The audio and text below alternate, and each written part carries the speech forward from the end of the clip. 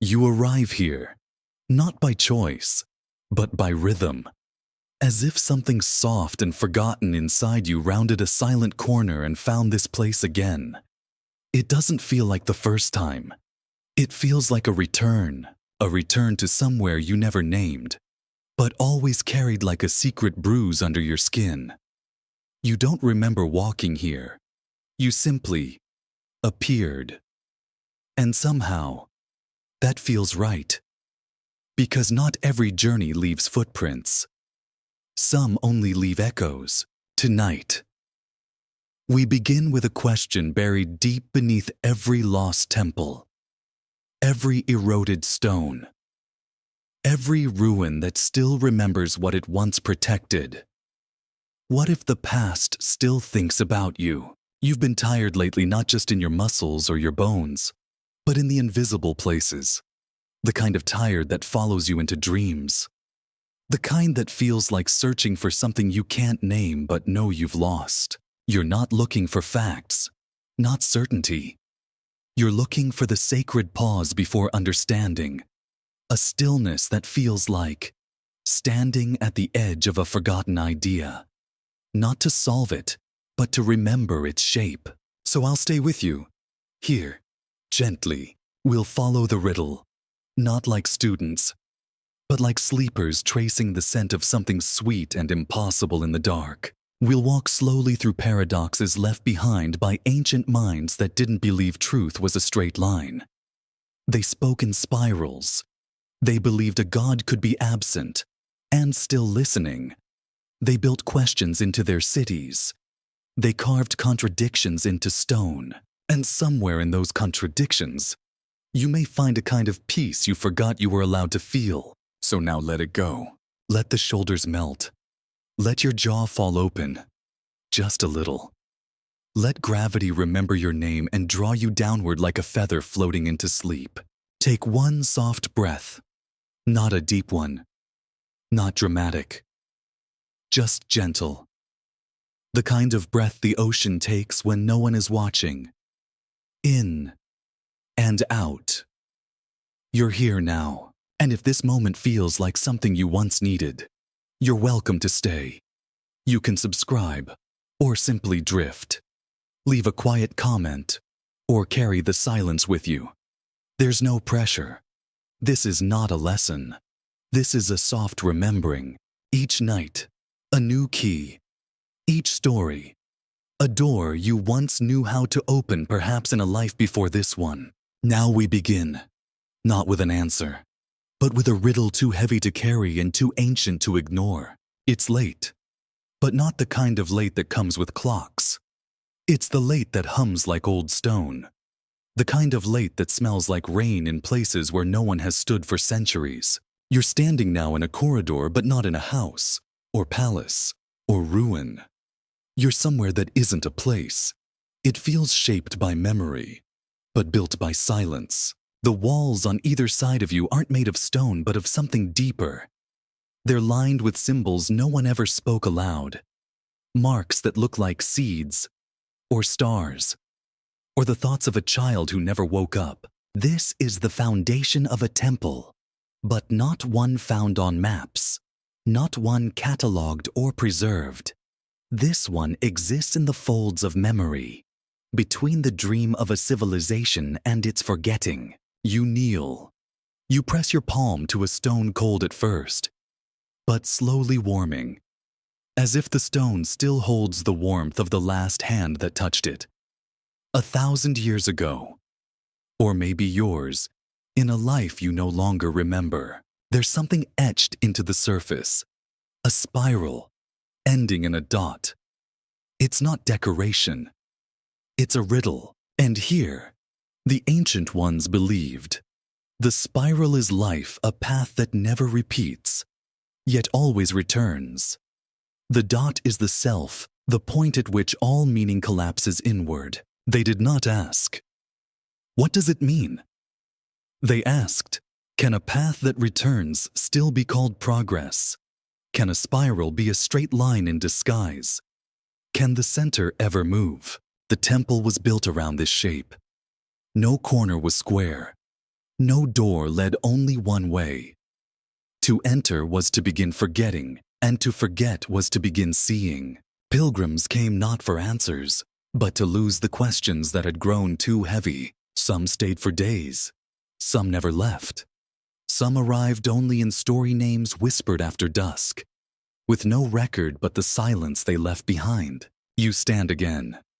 The corridor stretches ahead, but not straight. It curves like thought, like time, like the breath of something divine trying not to wake you too quickly. You take one step forward, and the spiral seems to shift, as if you've always been walking it, as if you are the riddle, as if this moment has already happened, and is still happening, and hasn't begun yet, because some stones, though carved by hands long gone, still hold questions that feel like your own.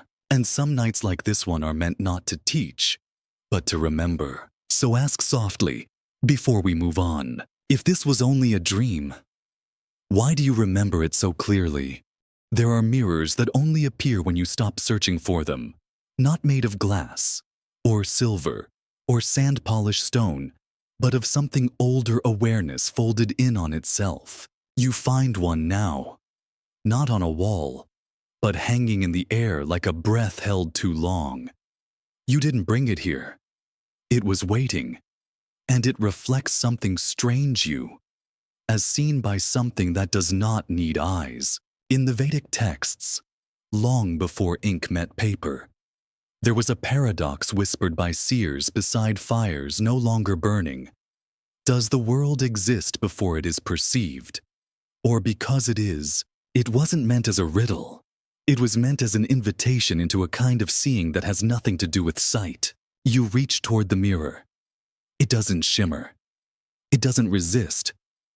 But your fingers stop an inch before touching, as if they remember something you haven't yet recalled. The paradox is this: consciousness is the only thing that cannot be made of other things. It is the flame that burns without consuming, the mirror that reflects before it is looked upon.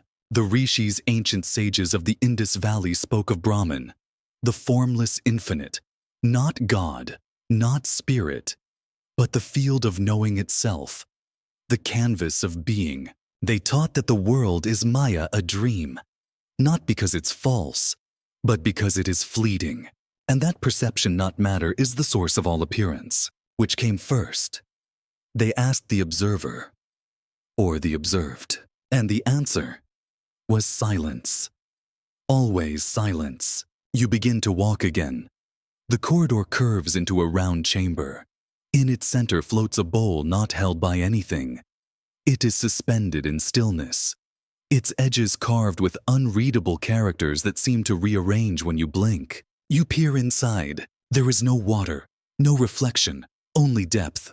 You lean closer, and what you see is not your face, but the moment you first saw anything at all. A field, a sky, a mother's voice. The first color you loved before knowing its name. This is not memory. It is prior to memory. And now, the paradox sharpens. What if you didn't see the world, but rather, the world saw you into being? What if you are not the eye, but the reflection it needed to remember what light feels like? The bowl begins to hum, not in sound, but in pressure. The way silence becomes heavier when someone enters the room.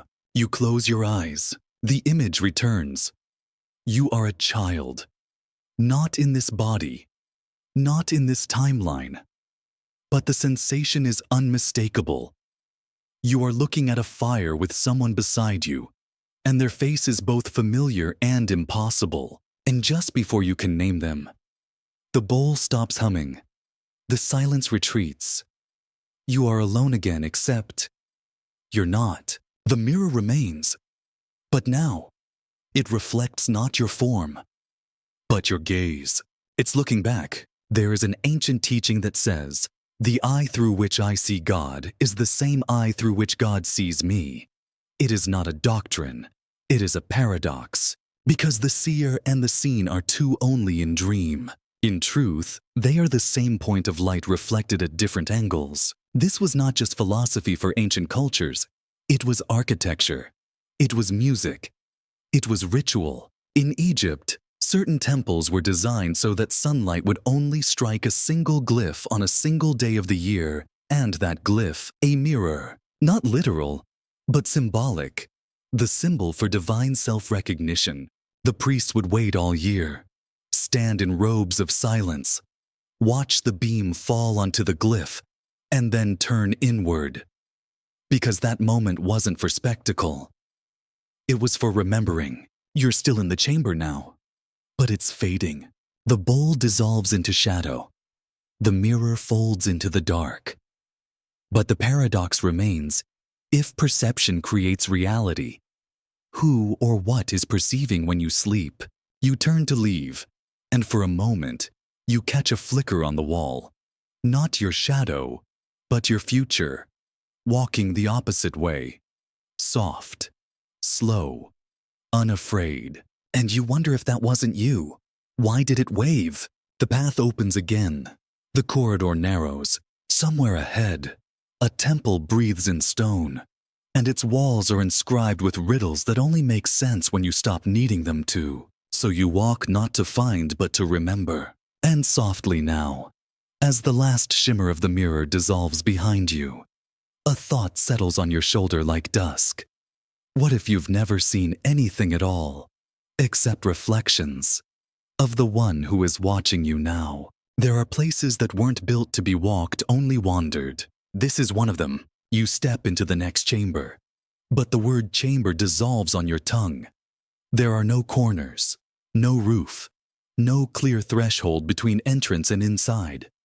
Only pathways, curving, splitting, rejoining, like veins inside a living god.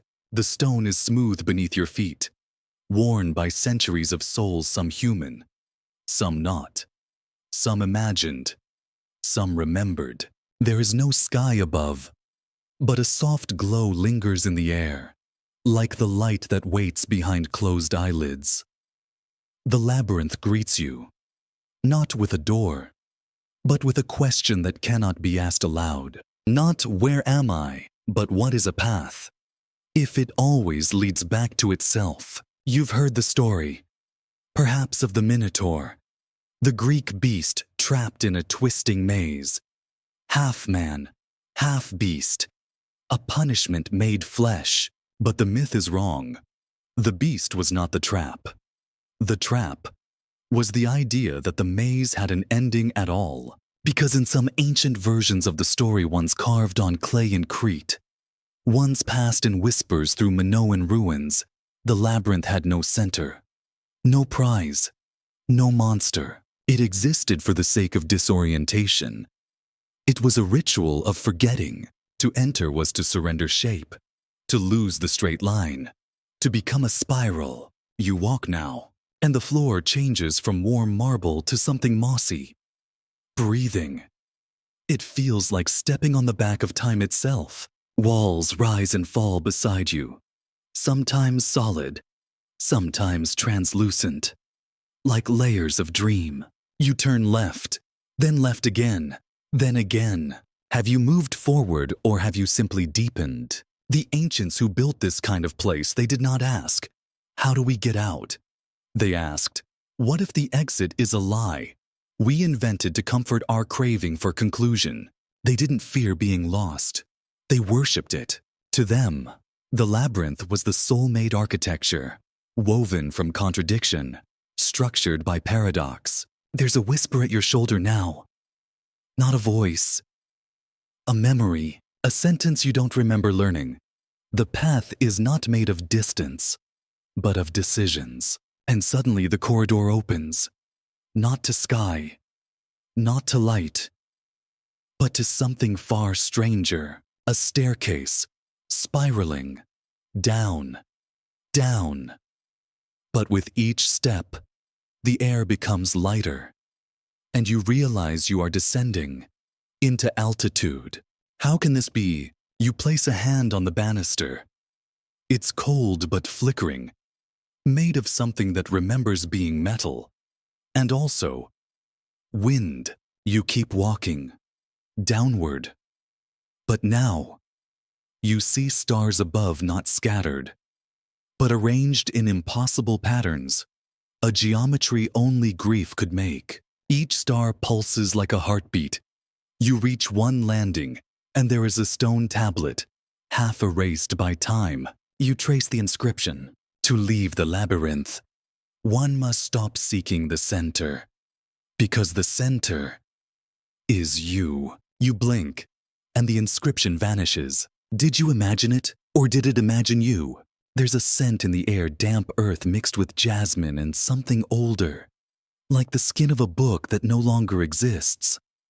It reminds you of a story you once heard in a dream that didn't belong to you.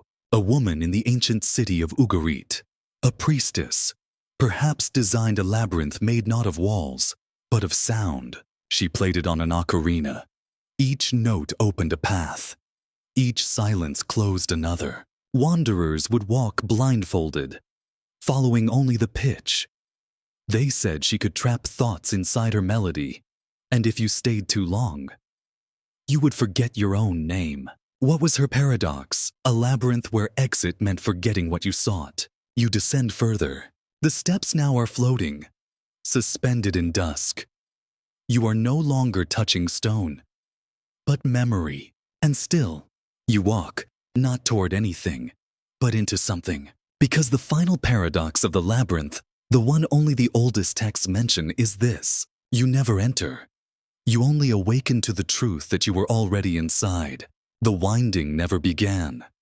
You were born within it, and every choice you've ever made was simply another turn, not toward escape, but toward remembrance. And perhaps that's what the ancients meant all along, that a maze is not meant to confuse the body, but to disorient the ego. You close your eyes now. Feel your breath. Feel the stillness within the turning. Feel the soft truth behind the movement. You are the path. You are the riddle. You are the one who forgets, so that you can remember differently. And with that thought, the staircase fades. The stars return to silence. The walls dissolve, but the spiral remains, etched behind your ribs, and you carry it forward not as a map, but as a memory you haven't dreamed yet. Time does not pass here. It circles, spins, collapses into itself like breath re-entering lungs it never left. You've stepped into a new space, but the scent feels familiar. Stone warmed by centuries of sun, and underneath it, a faint trace of copal smoke. Something sacred once burned here. Something that still lingers, curled into the mortar of the walls. Ahead of you, carved into obsidian and gold, is a disc, a calendar, but not the kind you know. It has no days of the week, no weekends, no deadlines, only symbols, jaguars, serpents, fire, wind, teeth, suns, eclipses, silence. It spins slowly, and it spins backward. You place your hand near the edge and feel it pulling not forward in time, but inwards, as if the days are not progressing, but returning. The Mayans did not think of time as a line with a beginning and an end. For them, time was sacred breath, inhaled by the gods, exhaled through human lives, not chronological, cosmological. They called their calendar Tzolk'in, a cycle of 260 days. Each day had a soul, a rhythm, a god's fingerprint. But what made it strange, what made it beautiful, was that it wasn't meant to track time, but to honor its return. The paradox lives here. How can something move forward by circling back? You kneel before the calendar. Its symbols pulse softly beneath your gaze. A serpent devouring its own tail. A day named for wind. A glyph that means both death and opening. You trace a line from one glyph to the next, and the moment your finger touches the obsidian, a memory floods in, not yours, but woven into the rock. A village, bright garments, laughter echoing from a sunlit plaza, children chasing the shadow of a hawk, and in the center of it all, an elder with silver-threaded hair, painting symbols onto bark with crushed berries. She speaks, but the words feel like sound in reverse. You understand them in meaning, not language. The gods do not count time as you do. They count forgetting.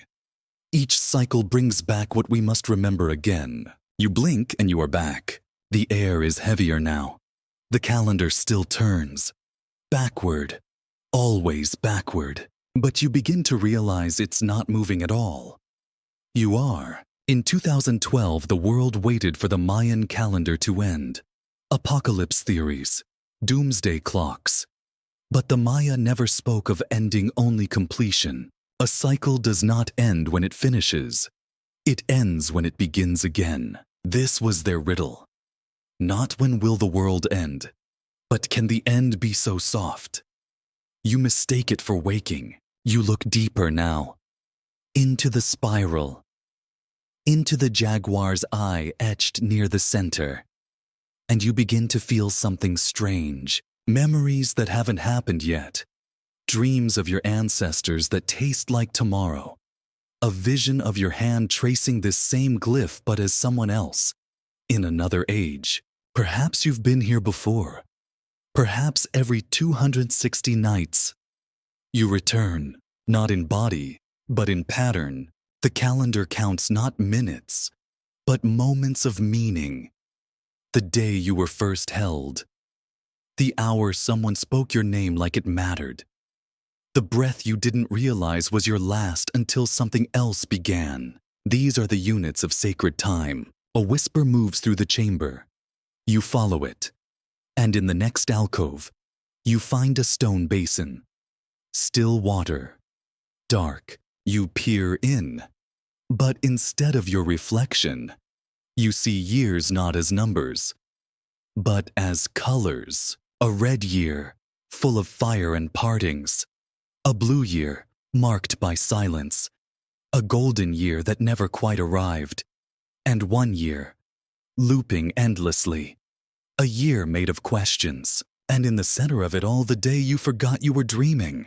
The Mayans didn't divide time into past, present, and future. They believed in layers, as if each moment was a leaf in a forest that keeps regrowing itself. To walk through time was not to move forward, but to move deeper. You pull back from the basin, and now, the paradox sings clearly.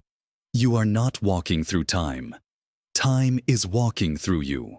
The walls seem to pulse with breath. The glyphs shimmer and fade. You feel the circle tightening not around you, but inside you. And perhaps, just perhaps, this is why sleep feels like déjà vu. Because the soul, too, follows a calendar you cannot read. A rhythm of forgetting and returning. A spiral drawn by the stars in a night that never truly ends. And before you leave the chamber, before the symbols vanish like mist, you hear the elder's voice again. But this time, from inside you, we do not count days. We count awakenings, and you ask softly, to no one, what if this is not the first time you've heard this story? What if this is the moment you've been dreaming toward for lifetimes? Somewhere, under a Turkish sky that has forgotten how to be young, lies a mound of earth so ancient, it once held silence before it held stone. Göbekli Tepe, the belly hill, the first temple, or perhaps the last echo of a prayer the earth whispered before language arrived. You walk now through a corridor of wind and grit. The air smells of limestone and sleep. A stillness hums beneath your feet, the kind that only comes when something has been buried for far too long, yet never truly rests. There are no cities here, no bones of kings, no tablets telling you what to believe, only circles of stone older than agriculture, older than writing, older than myth. Each pillar towers over you, smooth and tall like standing gods.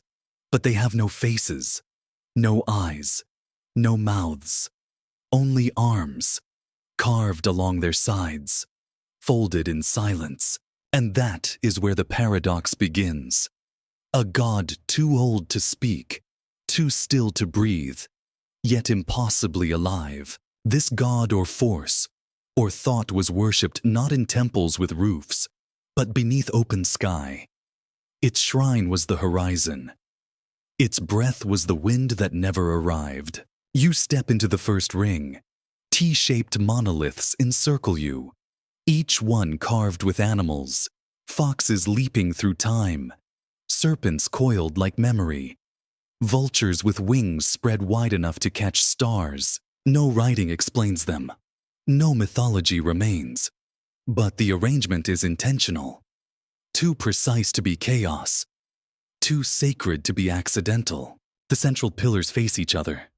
Twin columns, side by side, massive, unmoving, as if locked in eternal stillness. And yet, you feel something pulsing between them. Not light, not air, but presence. As if this place wasn't built to house gods but to hold their absence. You walk slowly around the perimeter. The stones watch you without watching. Each step is an invitation to unknow. Archaeologists call it the world's first temple. But that word feels wrong here. There are no walls to keep people out. No idols demanding worship. No altars soaked in sacrifice. What Göbekli Tepe offers instead is a breathless question. Why build something so enormous, so exquisitely detailed, so sacred only to bury it under earth? Because yes, after generations of use, they covered it. They laid their temple to rest with sand and soil, as if returning it to the womb. This was their paradox: build the eternal, then hide it from time. No one knows why. Some say they feared what they touched. Others believe it was a ritual of completion, a sacred sealing. But perhaps they knew the truth too clearly, that nothing is eternal unless it can disappear. You step between the twin pillars now. The air changes. Your ears ring, though no sound moves. You close your eyes, and suddenly, you're not here. You're with them, the ones who carved these stones. Their hands are rough, their eyes full of sky. They do not speak your language, but they sing, low, wordless tones that vibrate through the dust. They are not building for themselves. They are building for remembering. One reaches out to you, placing a hand on your chest. Their lips move, but the words come from inside you. This is not a place of gods. It is a mirror for the divine forgetting. You open your eyes. The pillars stand silent. No god arrives. No thunder shakes the ground. Only wind. Only stillness. Only the breath you suddenly notice, held tight in your lungs. And you realize you've been breathless, too, ever since you stepped inside. Ever since the silence recognized you. Because some paradoxes aren't made to be solved. They are made to be felt. A temple too old to speak. A god with no name. A monument buried alive so that its silence could echo louder than stone. You leave the circle slowly, each step soft, as if disturbing something sacred sleeping beneath you.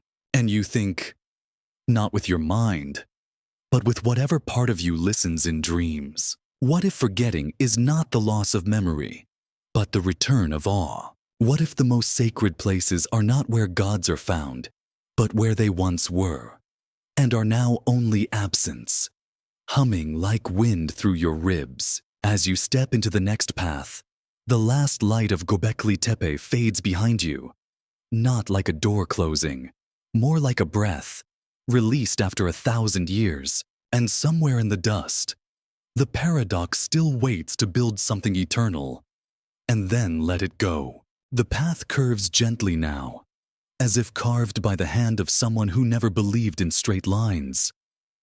You walk through a soft corridor of mist and coral dust. There is salt in the air, but not the kind from tears. This is ocean salt, sacred, pulled from the breath of islands that remember gods with fins and stars for teeth. You are somewhere in the Pacific now, Not on a modern map, but deep in the echo of Polynesian time. Time that moves not by clocks, but by waves, by chance, by the direction of birds. Here, the paradox is simple. The sun rose twice, but the day was still the same. They spoke of it in hushed tones on Rapa Nui, on Hiva, on the drifting bones of Lemuria, islands with no fixed place, known only to those who remember with their skin. You find yourself standing beside a stone platform, half swallowed by jungle, half suspended over blue that stretches into infinity. The platform is marked with two shadows etched permanently into the rock, pointing toward two opposite horizons. And above you, a stone circle frames the sky, not in metal, not in numbers, but in meaning. This was once an observatory, but not for stargazing, not for tracking orbits. Here, they watch the light itself to see where memory began. You kneel beside the shadow lines. Your hand touches warm stone. You can feel the sun beneath your palm. According to the elders, the sky opened twice in one day, once with the rising sun, and again, unexpectedly, when the world forgot its own rhythm. The myth says this: there came a day when the sun rose in the east, and then, hours later, it rose again from the west. A mistake, a miracle, or a moment where time folded in on itself. They did not argue. They danced. To them, the double sunrise was not a threat, but a gift. A glimpse into the breath between breaths. A signal that the world was more than cause and effect. The paradox was this: what if the sky does not follow time, but emotion? They believed the sun was a being, a soft god who moved not for logic, but for longing. And on that day, the sun turned back because someone still needed light. You walk the length of the platform now. Each stone step is carved with wave patterns, but they spiral inward, not outward. As if the ocean, too, longs to return to its own beginning. You pause at the edge. There, suspended in open space, hangs a single shell, perfectly balanced, not tied, not placed. It floats. You lean in. Inside the shell is a sliver of light, flickering like the moment just before waking. And in that light, you remember a dream you had as a child. Two suns rising, one warm, one blue, and a voice saying, only one of them is real, but both of them are true. You never told anyone. You thought it was nonsense. But now, in this place, you wonder, what if your dreams have been remembering what you've forgotten to believe? There's a chant carried on the wind. You can't tell if it's in a language or in rhythm alone.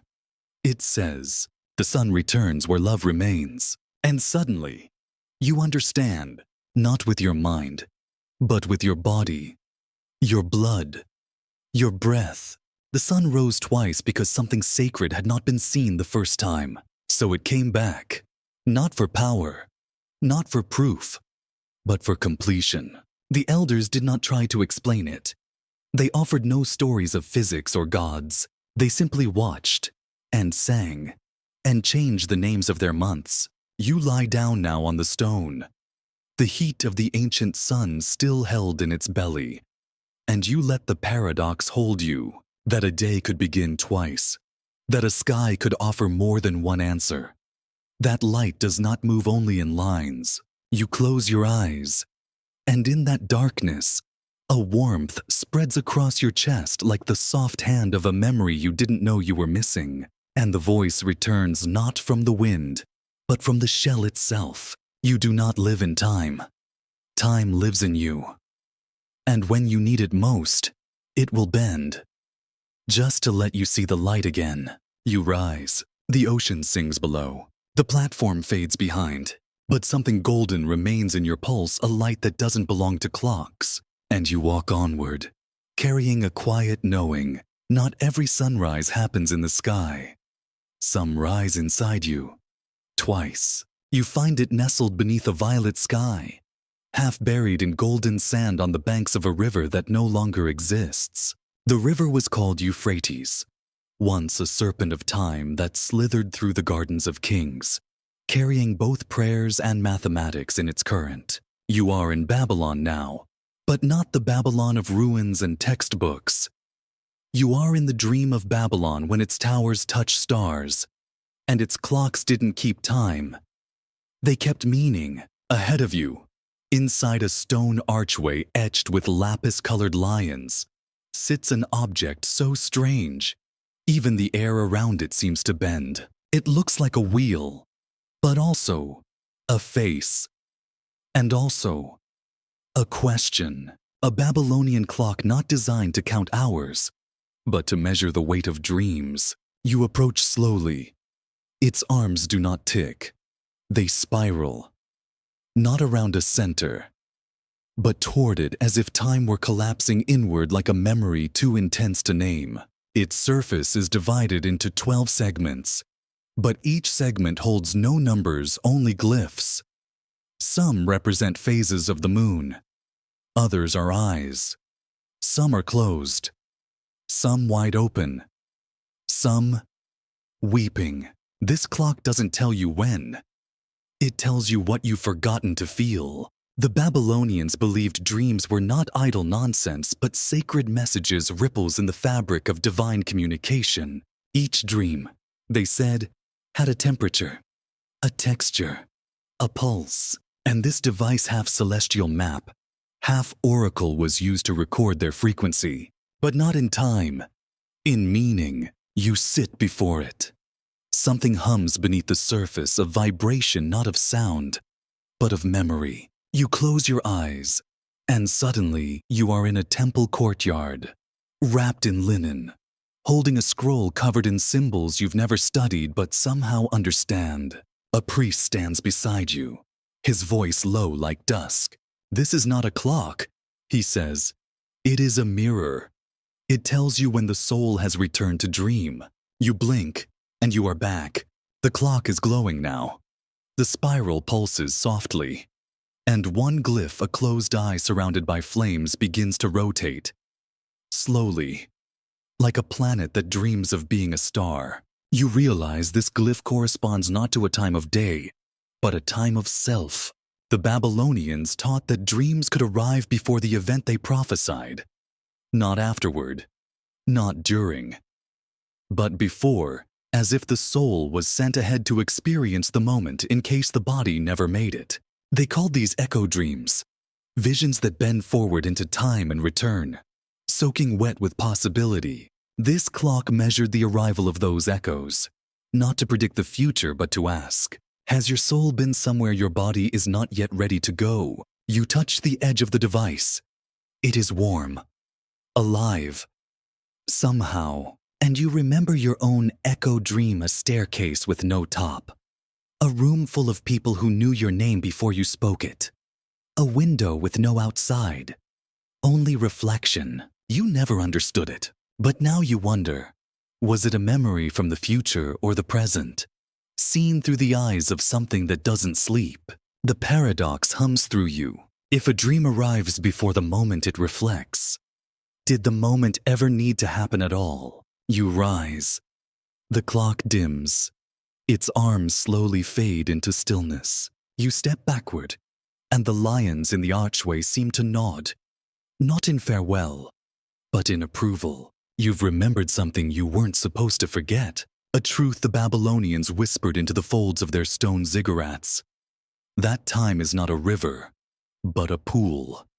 And dreams are the ripples from stones you haven't thrown yet. Before you leave, you glance once more at the dial, and for a brief second, the glyphs rearrange.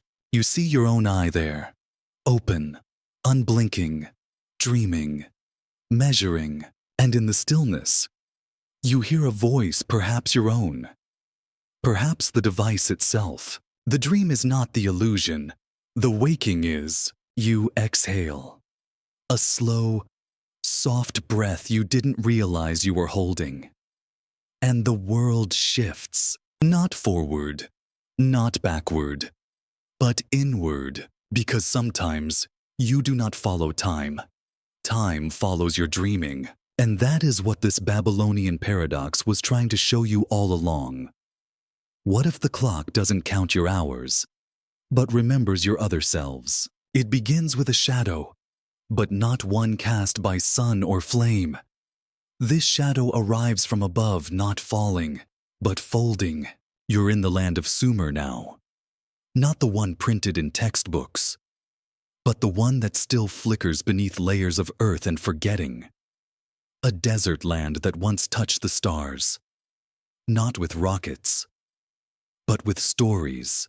Before Babylon, before Egypt, before even myth had a mouth, they looked up and saw more than stars. They saw doors. They called them Kigalu, sky doors, windows in the firmament where gods entered and disappeared.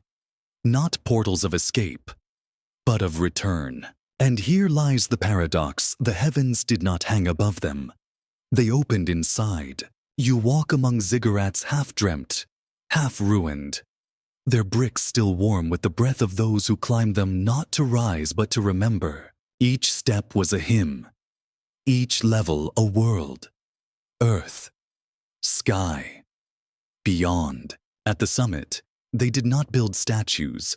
They left the space empty, because they knew the divine is not what fills the space, but what opens it. You climb now, barefoot.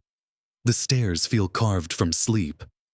Wind moves sideways across your skin, and the sky above is not just dark, it's watching. When you reach the top, you find it. The doorway, not a gate, not a passage, just a space where stars bend and air forgets to shimmer. You stand before it, but nothing happens. No wind rushes, no light breaks through, but something shifts. Your chest feels lighter, not like you're floating, like something heavy has been set down but not by you. In Sumerian texts etched into cuneiform tablets with reeds dipped in river mud, there are references to doorways that only open when the mind ceases to grasp. One inscription reads, "He who climbs to the sky and carries knowledge in his hands will find nothing, but he who climbs empty will return filled with light." This is their paradox. The path to the beyond is carved in forgetting. You look through the sky door now, but instead of stars, you see images, flickers, like memories you never lived. A child drawing spirals in sand, a city made of light singing without sound, a face yours, but not quite smiling at you with no reason. These are not visions, they are recognitions. The Sumerians believed the self was layered, like sky. They called it Gidam, the shadow soul, a version of you that walked beside you always but belonged to the stars. And when you died, that self would rise, not to be judged, not to be saved, but to remember its true shape. But sometimes, rarely, the Gidam could return early through the sky door, in moments of dreaming, or silence, or love too deep to name. You close your eyes and feel it now. Not another presence, but more of yourself than you've ever felt. As if a forgotten limb has reattached. As if your name just got longer. And you whisper to nothing. To everything I remember. But you don't finish the sentence. Because the memory is not of something that happened. It's of something you've always been. The stars ripple. The doorway shivers. And for just a moment, you feel the impossible. That you are not standing at the edge of the heavens are standing at the edge of you. You open your eyes. The doorway is gone. Or perhaps you are on the other side now. You descend the ziggurat, each step softer, as if gravity is now your companion, not your anchor. You hear voices below, not of people, but of stone, of wind, of language so old it no longer needs sound. And you realize the final Sumerian paradox. The gods did not live above. They lived in the openings between understanding, the cracks, the thresholds, the breath before the question. And all they left behind were doors, not to escape this world, but to feel it fully. You walk on. But now, you carry sky in your chest, and a door where your fear used to be. And perhaps, the next time you look up at night not for answers, but for something else, you'll notice just slightly off to the side of the brightest star, a doorway, still open, still waiting. The sand softens beneath your feet as the sun vanishes behind a silent stone horizon. Not the sun you know, but one dimmed by time, half asleep in the memory of dynasties. You are in Egypt now, but not the Egypt of tourists and textbook marvels. You're somewhere quieter, somewhere half forgotten even by the Nile. A temple buried not by sand, but by time's indecision. And before you, emerging like a spine from the earth, is a staircase, tall, winding, impossibly steep, but with no rooftop, no doorway, no shrine. It climbs into nothing. You approach it slowly. The wind hums low, carrying traces of incense and forgotten chants. Hieroglyphs line the base of the first step, not prayers, but riddles, symbols of breath, feathers, stars, and a man with his mouth sewn shut. This is not a stairway for the living. This was built for something else. The ancient Egyptians believed the soul was not one. It was many. Ka, the breath of life. Ba, the personality that could fly. Uk, the radiant self that survived judgment. And above all, the part that remembered the stars, the part that climbed. This staircase is for that part. Not your body, not your name, but your brightness. You place a foot on the first step. It is warm, not from the sun, but from memory. Each step feels heavier than the last, not in weight, but in emotion. Like rising through a memory you never lived. Halfway up, you find a mark a single ankh, surrounded by wings that don't belong to any bird. They shimmer faintly, as if carved from moonlight instead of stone. You pause. A thought arrives. Why would they build a staircase that leads nowhere? And just then, you hear it not a sound, but a silence so total it aches. In the Book of the Dead, among spells and navigational charms, there is one phrase. He who climbs with burden shall find only dust. He who climbs without asking will find his name again. You take another step, and another. The world below falls away. Not disappears, but becomes transparent. You see other versions of yourself, shimmering in the space between steps. One walking in the desert at dusk, one writing a name in ash, one kneeling beside a coffin, lips moving, but no sound coming out. These aren't memories. They're possibilities you've left behind. And here comes the paradox. The staircase leads nowhere because it was never meant to lead. It was meant to reveal. Egyptians did not believe death was an end. They called it westing, a setting of the soul into the undersky. But the journey upward, that was not after death. It was inside it. Each step was a shedding of identity, of fear, of separation. To climb was to dissolve. You reach the final step. There is no summit, no platform, only air. But as you look outward, you begin to see a faint arch of stars, aligned perfectly with the step beneath your feet. And beyond them, a figure carved into the dark, not of stone, but of possibility. You understand? Then this was a place for those ready to leave meaning behind, to rise not to heaven, but to silence, because the gods did not offer answers. They offered perspective. To climb was not to gain. It was to lose what keeps you from seeing. And perhaps that's why the staircase leads nowhere. Because nowhere is the only place truth can echo without distortion. You stand there, breathless, still, and the sky leans in. You do not speak. You do not need to, because in that moment, you become the paradox, a body on a stair, rising through nothing, into everything. And as the wind stirs your hair, as the feathers on the stone shimmer once more, a voice neither god nor ghost whispers from the place inside you where hieroglyphs are born. The end is not above you. It is behind your eyes. You descend slowly. The steps do not creak. They breathe. With every motion downward, you carry upwardness within you. And when your foot touches the earth again, it feels different. Not firmer, but deeper. As if gravity itself is now sacred. You look back once. The staircase remains. Unfinished. Unexplained. Unmoved. But it has changed you. And that is what the ancients wanted. Not belief. Not worship. But transformation. A staircase to nowhere. So that you could finally realize you were never meant to arrive. You were meant to awaken. There is a fire pit still warm from stories no one tells anymore.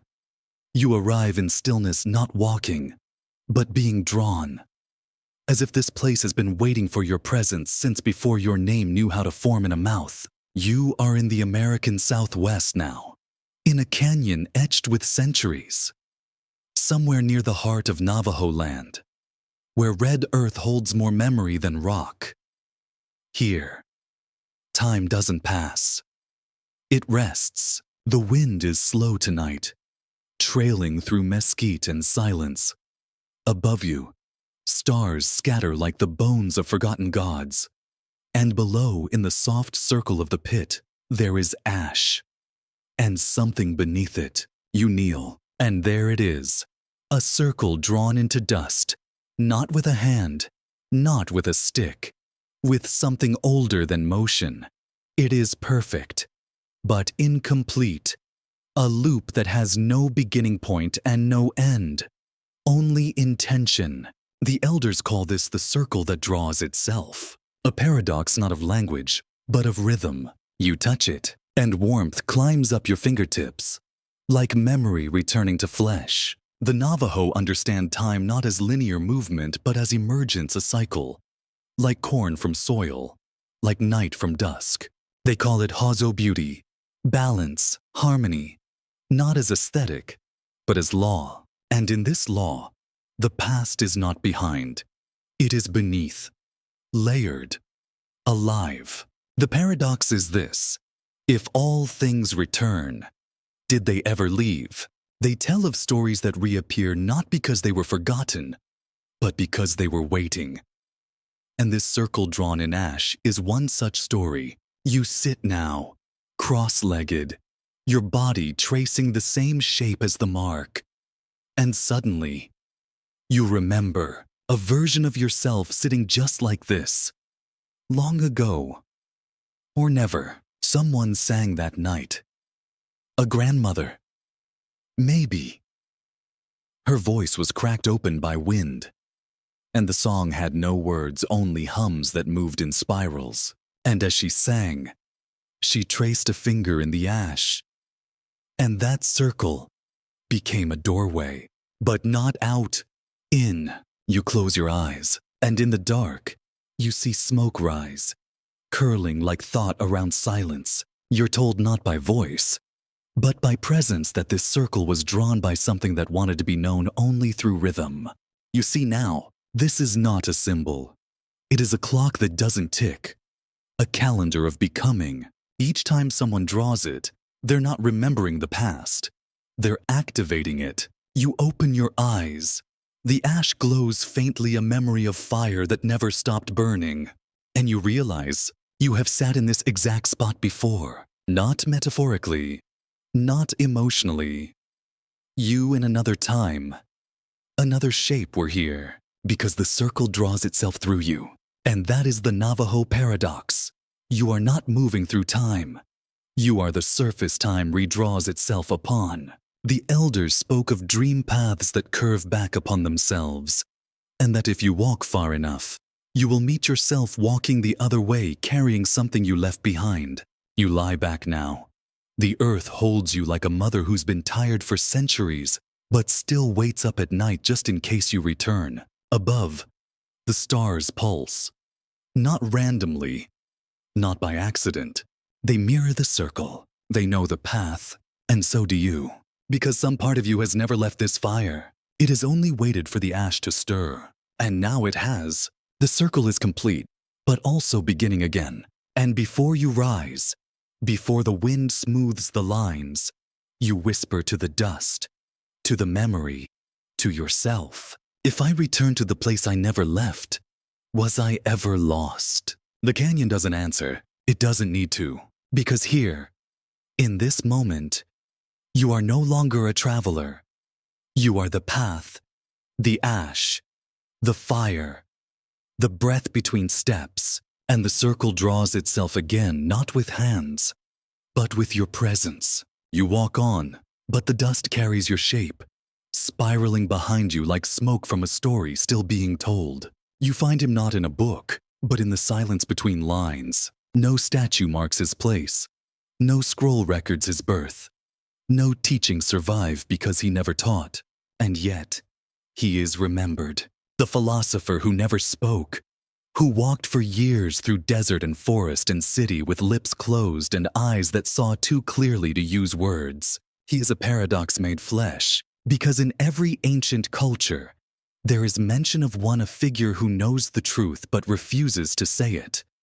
Not out of cruelty, not out of mystery, but because he knows to speak the truth is to trap it. You meet him now on a hilltop at dusk, somewhere in ancient Anatolia. The air tastes of copper and pine. The wind holds a hush that has nothing to do with weather. He sits on a flat stone, thin, motionless, but not still. His presence moves like mist, like the echo of something important you were just about to remember. You sit beside him. You do not speak. He does not look at you. And yet you feel completely seen. A single question forms in your mind. Why won't you speak? And the answer arrives not in sound, but in sensation. It fills your lungs like a thought you once had in a dream. Because every word closes a door that silence leaves open. You lower your eyes.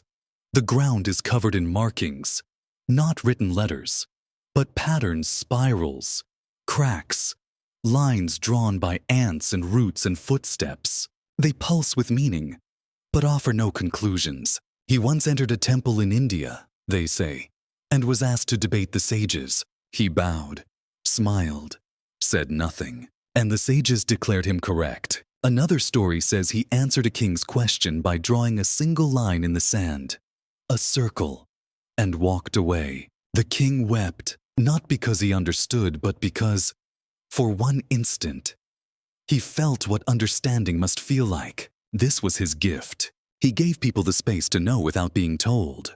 The philosopher never founded a school. He founded a silence, and that silence still ripples. You look again at the ground. The patterns seem to shift. One crack splits into two, then three, then a spiral again. You think maybe wisdom is not what we carry. Maybe it's what we learn to leave untouched. And you feel the weight of every word you've ever spoken that tried too hard to explain what only silence could hold. You rise. The philosopher remains seated. You understand now he is not a man. He is a threshold, a reminder that truth cannot always be expressed, only recognized. And here lies the paradox. The wisest words are the ones that were never spoken, but somehow still remembered. As you turn to leave, you do not say goodbye.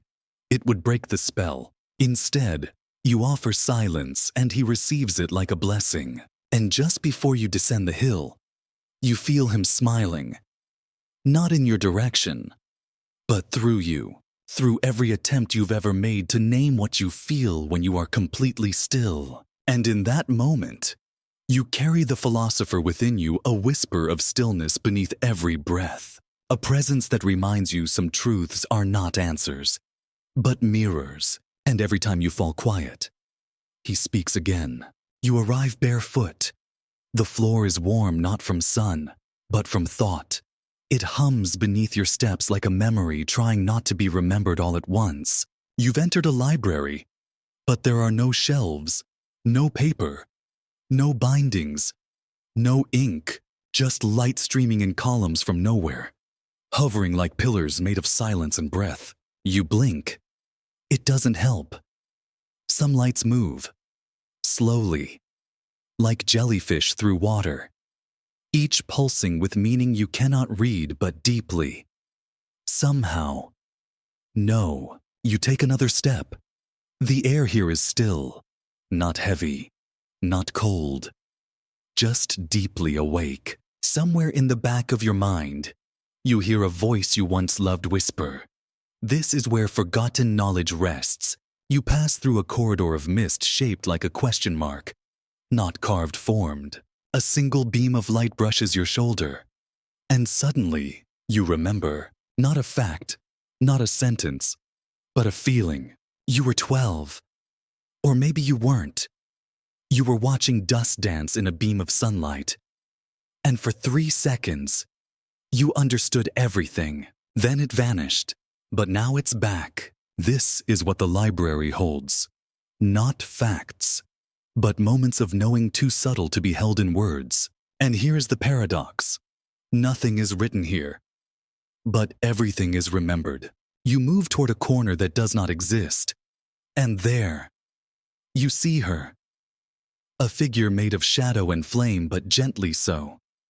Like a candle with eyes, she nods, and from her palm rises a globe of gold-threaded mist.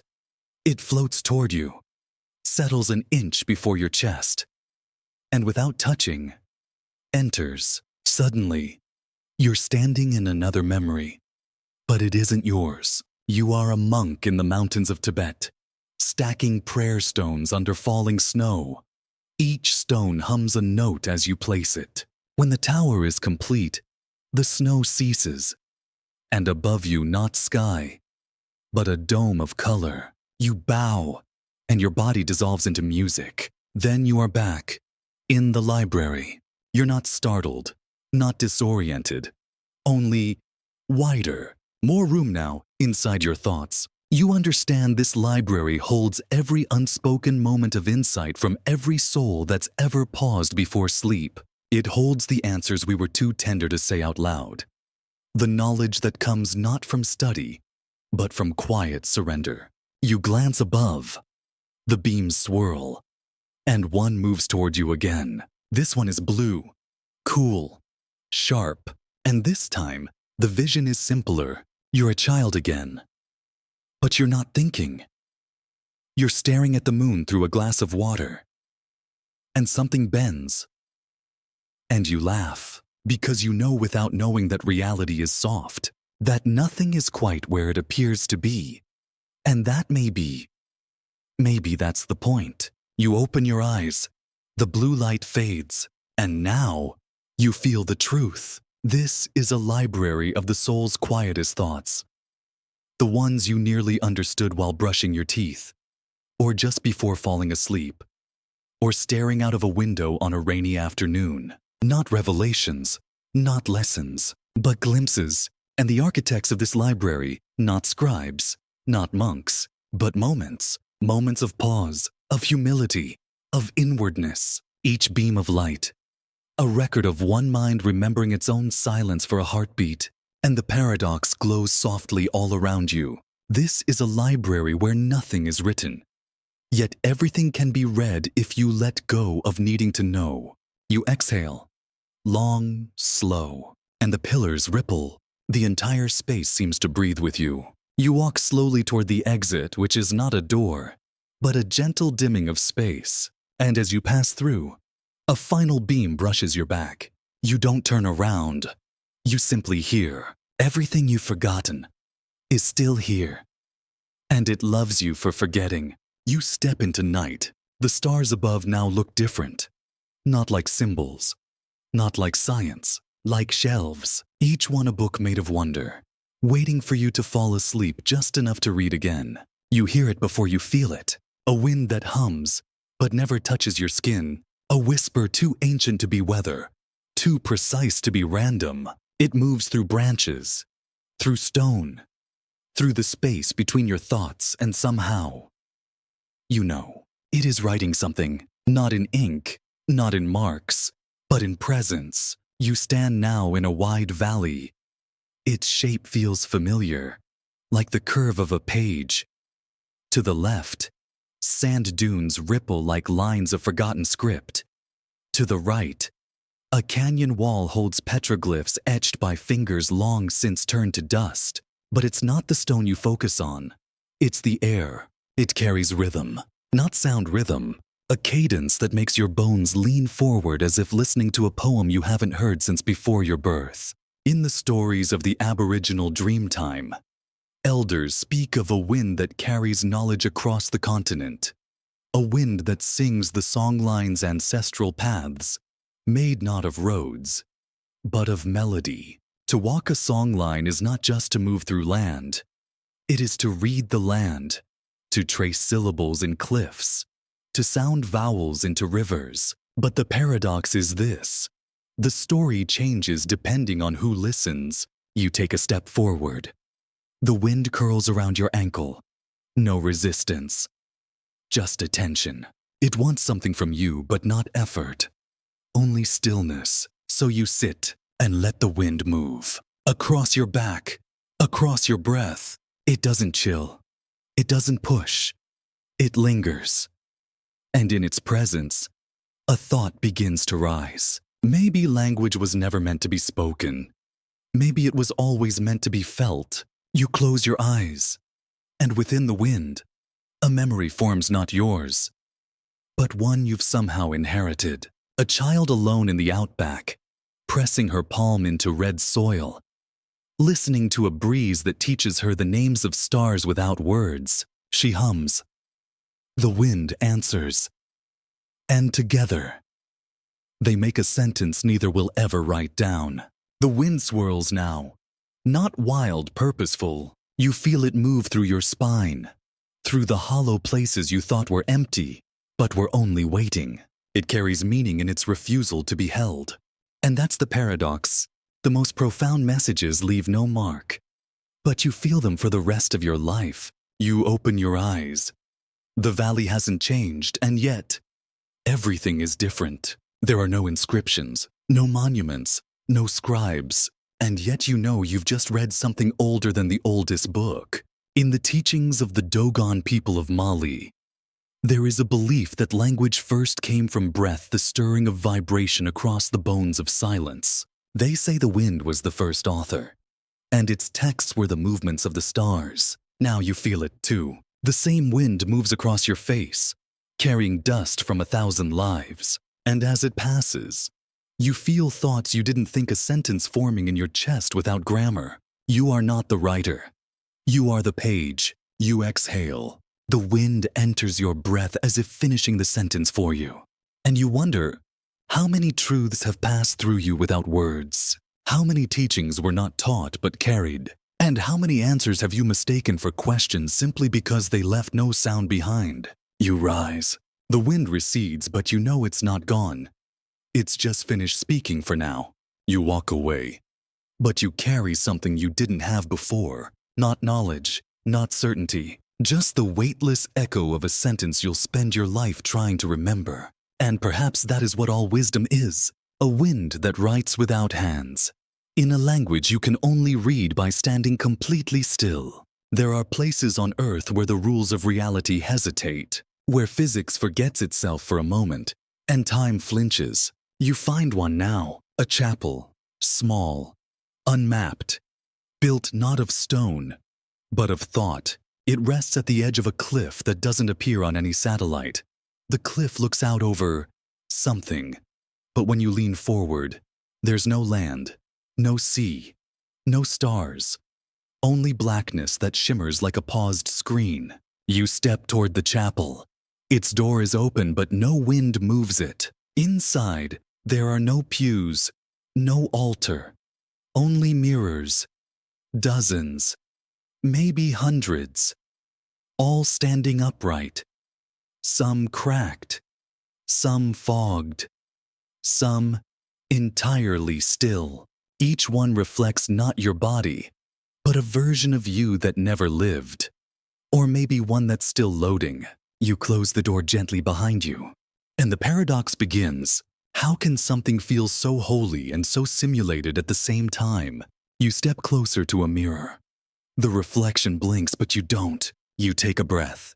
It exhales first. You are being shown something, but not explained it. And suddenly you understand this chapel was built by the architects of the simulation, or perhaps by the first ones who suspected they were inside it. Not a place of worship, but a place of watching. The reflection shifts. You see yourself writing a letter you've never written, waking beside someone you've never met, running from a fire that never burned, and then a blank screen. No reflection. Just white. You blink. The mirror resets. This chapel is not here to give answers. It is here to present versions, each pane a possibility, each glitch a gift. In the Tibetan Bardo Thodol, the in-between is not after death, but before rebirth, a place where illusions play like cinema, where the soul sees light so intense, so real. It mistakes it for a god and must decide whether to dissolve or return. This chapel feels like that space, a hallway of decisions you're not meant to make. Just witness. A whisper moves across the room, not spoken, generated. The simulation does not trap you. It reflects what you're still trying to remember. You turn. One mirror glitches. The reflection flickers, then vanishes. Behind it, you see circuitry, or vines, or both. You step closer and feel a pulse. Not electric, not digital. A heartbeat, your own or the chapel's. Maybe both. Because this is the paradox. What if the simulation is not fake? What if it is sacred? What if you agreed to forget so that you could rediscover? What if this illusion isn't a prison, but a ritual? You sit in the center of the room. The mirrors hum, not with electricity, but with decisions. All the things you could be, could have been, still might become. And you feel the architecture of it now. Not a program, not a trick, a container for meaning. Designed by something that loved you enough to give you boundaries. You exhale, and with your breath, one mirror fogs, then clears. And now, you see it. You. Not as you are. Not as you were, but as a shimmer. A pattern. A field of awareness disguised as a person. The mirror whispers, "You're not inside a simulation. You are the simulation." Dreaming of being separate. You rise, walk to the doorway, and as you look out again into the void beyond the cliff, you realize it's not empty. It's waiting for you to choose. To exit the chapel is not to leave the simulation. It's to forgive it. To walk onward knowing that maybe nothing is real but everything is sacred. And as you step away, the door closes. No latch, no wind, only gravity, pulling the story forward. It came in silence. No thunder, no trail of fire. Just there. One morning, where no stone had been the night before, now stood a black monolith half buried in a farmer's field. The year was 1973, or maybe it wasn't. Different reports offered different years, different continents. Some say Sudan, some say northern Quebec. One account never published says it fell in someone's dream. But the object was real the next day. A stone, impossible in its geometry, completely smooth, absorbing all light, and cold even under the summer sun. No seams, no carvings, no symbols. Just weight and presence. You stand before it now, not in history, in memory, because some paradoxes don't enter through time, they enter through attention. You step closer. The grass around it is withered in a perfect circle. No signs of impact, no crater. It didn't fall, it arrived. Your hand reaches out, not by decision, but by gravity. And when your fingers brush the surface, everything stops. No birds, no wind, not even thought. Only this, the feeling of a truth too vast to be understood all at once. They tested it, back then. Tried to cut it, scan it, X-ray it. But it refused. It wasn't made of any known element. Or perhaps It was made of all of them at once. One physicist swore he saw symbols on it just for a moment. Not etched, but felt. He said it vibrated like a bell without sound. He was never heard from again. Others claim it predicted dreams.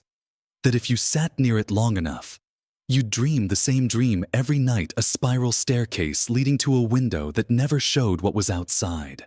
But here's the strangest thing. Every person who ever came near it left with the same sentence in their minds. What if this is the question pretending to be an answer? You circle the stone now. It does not reflect you. It reflects nothing. As if it has decided not to participate in light. And yet, you feel seen. Deeply. Too deeply.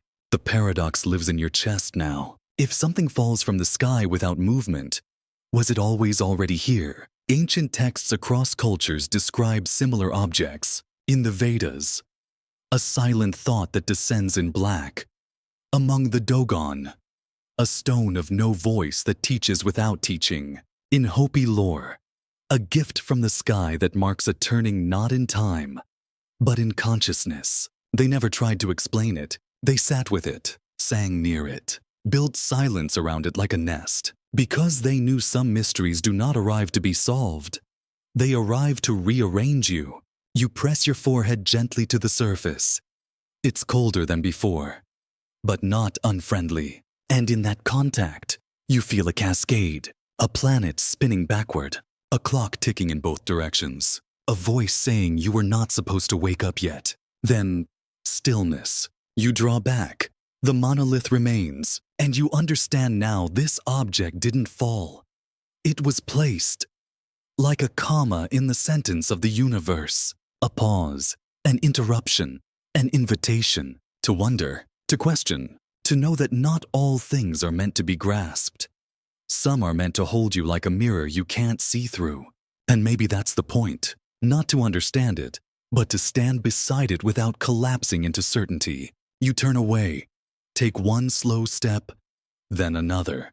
And as you walk, you feel something shift inside you, a slight loosening, a widening of the space between thoughts, as if a new room has opened in your mind, a room with no windows, only a stone, and the memory of a paradox that fell not from the sky, but from somewhere even deeper. You've wandered far tonight through temples with no doors, mirrors that don't reflect, and staircases that vanish into silence. You've touched stones that remember more than you do, and walked through stories where time unraveled itself just enough for you to slip between the seams.